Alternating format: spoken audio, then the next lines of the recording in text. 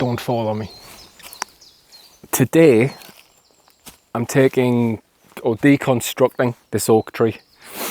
It was like this when we've got the woodland, and I don't like it being in this state. I'm going to leave the actual trunk and stem standing. At a later point in time, I'm going to come back, fell this and get all that delicious oak milled so that we can use it in various projects around the woodland. I'm going to take care of this single section over here. Then I'm going to turn my attention to this structure up here. So it's a beautiful day for it. It really is. The birds are buzzing. So let's disrupt them with some chainsaws and some winching.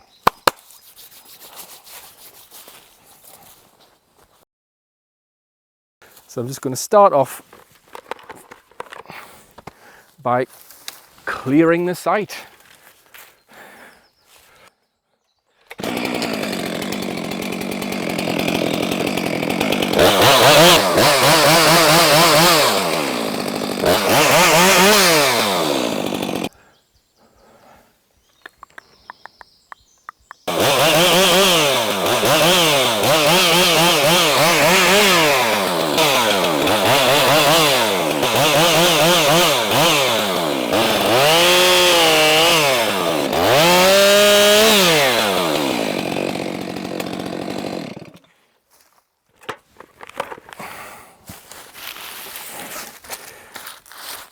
A lot of this wood's going to be getting reused, so I'm going to start a pile over there for the nice bits. Even stuff like this in a woodland, you never know when it's going to come in useful. Handrails, bridges, it's all useful, and especially firewood.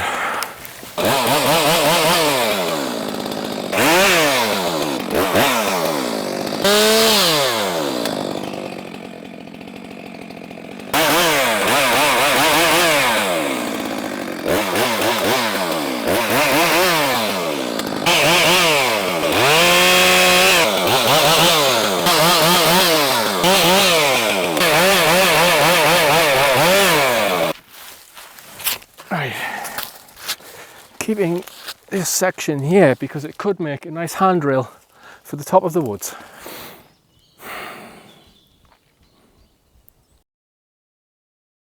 Sun's right in my face. I could do with a vitamin D though, am I right? This is the fungus that's present on all of the tree, black bulgari. The scientific name evades me at the moment.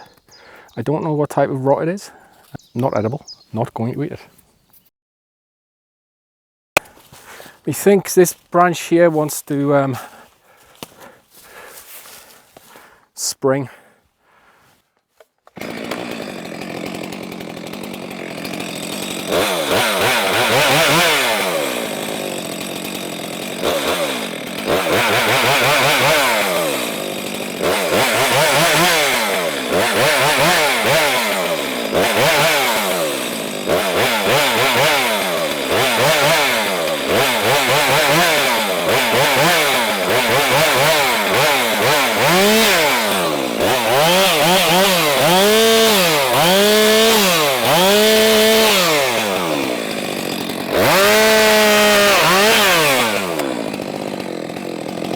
See how that popped out?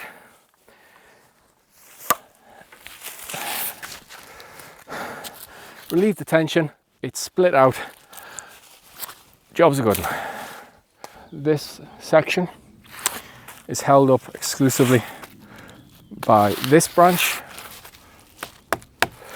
and this branch. I'm going to cut this section first. It's anchored to the ground just in front of the camera by two branches. There's evidence of the tension being split out of the bottom branch, so that's going to be my first cut.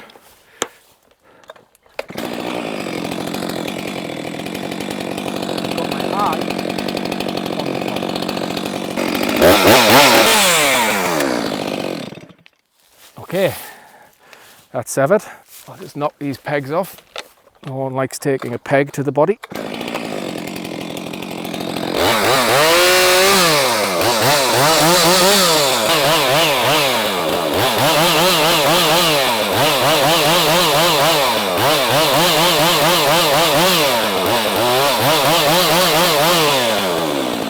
could see by the way that kerf was closing, that's compression, not tension.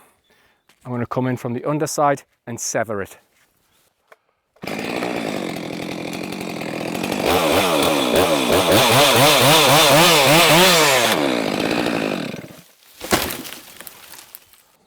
Good job. Pleased with that. I mean, I would have preferred it if it had went in that direction. Whatevs, I'll deal with it.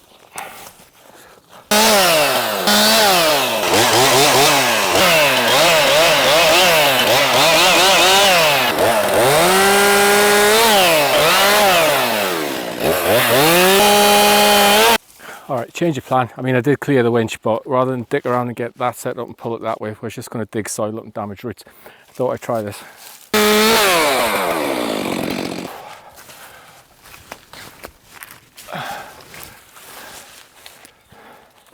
Right, I'm going to get away from this thing. Come to daddy, son. Come on. Nope, that's not going to work. But I fell and leave a mite. There you go. Quite excited to see what this wood's like.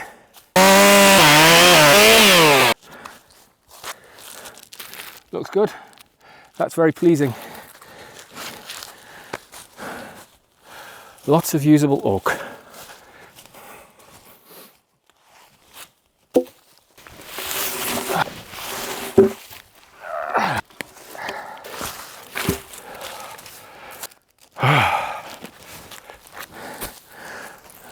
Halfway to Al Pacino there. Yeah.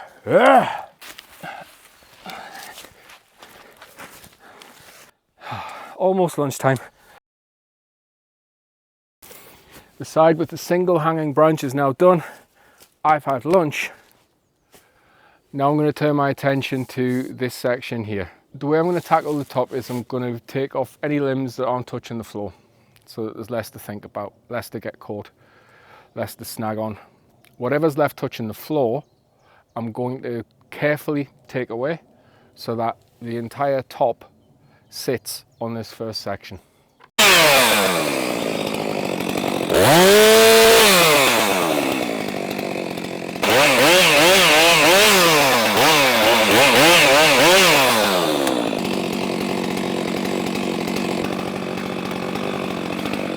So there's a branch on supporting this. This branch here has the weight of both these sections. Now what I'd like to do is get in here and remove this section.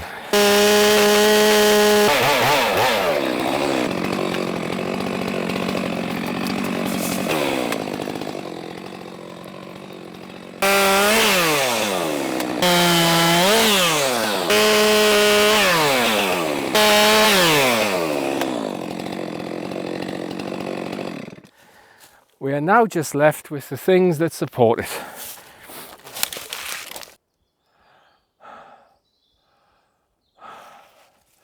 Investigation time. This branch here has got a lot of the weight. I shouldn't have piled brash on that.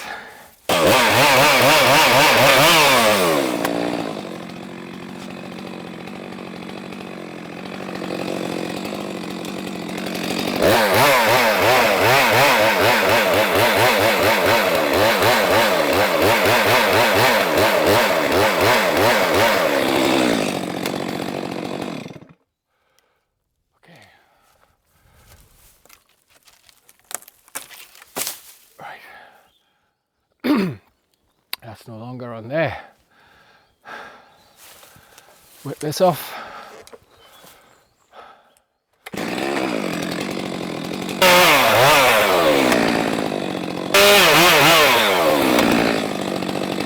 So that moved backwards.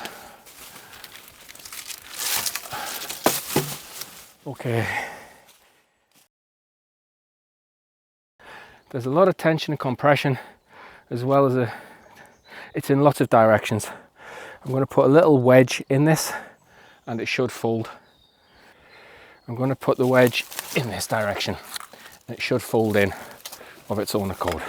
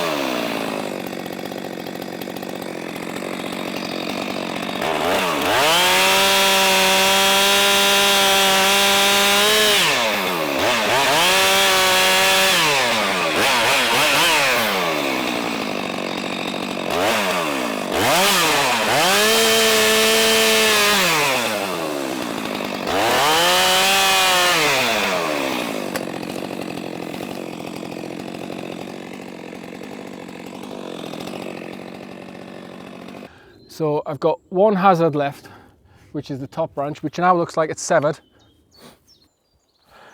Right, I think you are coming out with a winch, buddy. That's what you're coming out with. You're coming out with a winch. I'm going to get the winch and I'm going to pull it in that direction. Get some winch action on. So I'm going to put the winch around this oak tree here.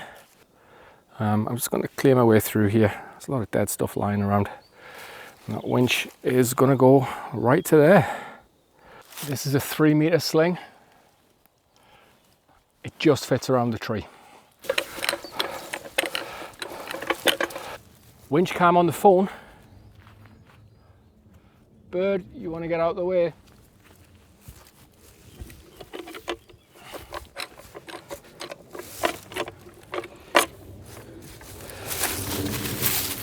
Put this back through there. Keep this nice and clear.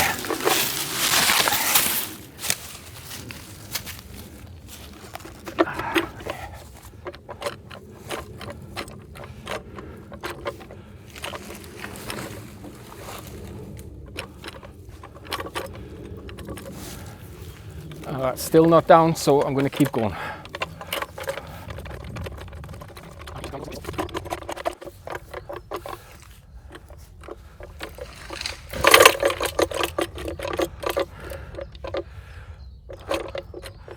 Okay, awesome.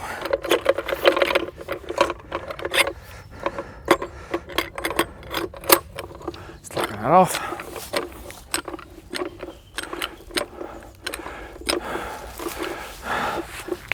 Epic, good times.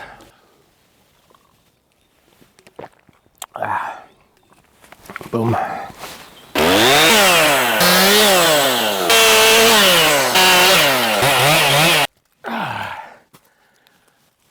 Woof.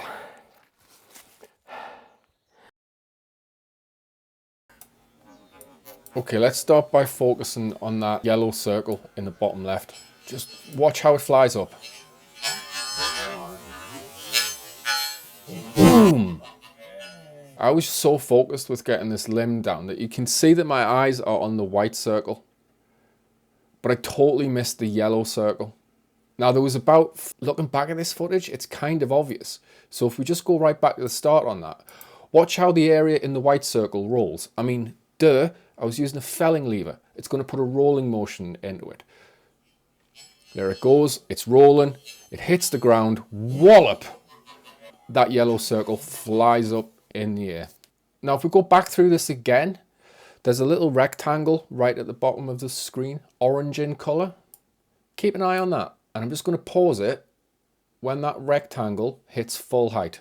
I'll never get a chance to go back and recreate this day, but part of me wonders if that limb came up so high simply because it couldn't land flush with the ground. Because I hadn't cleared that log out of the way, that log acted as some kind of fulcrum that allowed that limb to go so high up. So good housekeeping there could have effectively just ruled that out. Let's watch that again in normal speed with these lessons learned in mind. So I've got the felling lever, out it goes, boom, it's falling down. Whee, totally missed the bit in the yellow.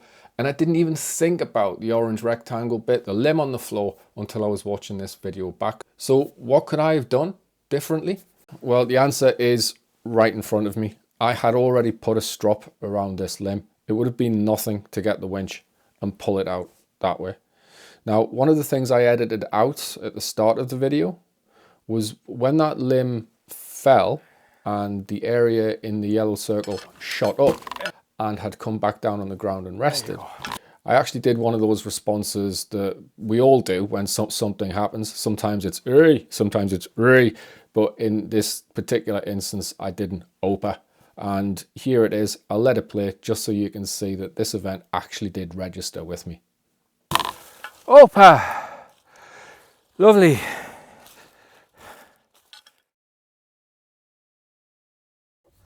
So this is the second one that I spotted, and I really didn't spot this until I was looking back on the video. What I did notice on the night that I got home was a bruise on the inside of my leg. I tend to get a lot of bruises, so I don't really think that much of them. But it wasn't until I watched this footage back, I began to think this is where the bruises came from. Watch the winch. Now it begins to tighten up. Then we hear the tree come down and wallop. That winch comes flying back up. Now if you look at the way the tree comes down, that limb gets pulled forward, then the winch goes slack, but the top of the limb then scoots upward. That retensions the winch very quickly. As that limb begins to move upwards, that winch begins to retension itself quite quickly. And you can see here where it bounces off the inside of my leg. Now, fortunately, it was the inside of my leg and it was nowhere near my jewels. But watching this footage back makes me think I was standing a little bit too close to that winch. Now, I don't want to go to the far end of the fart with all this. No operation like this can be truly free of any danger whatsoever. But I think this is another area where maybe could have anticipated that winch wasn't always going to stay loose. Movement in that limb at the point that the strop was anchored to was always going to be different once it was on the ground. If I had have anticipated that, I would have been able to think to myself, get out of the way of the winch, son, you might get hit by it.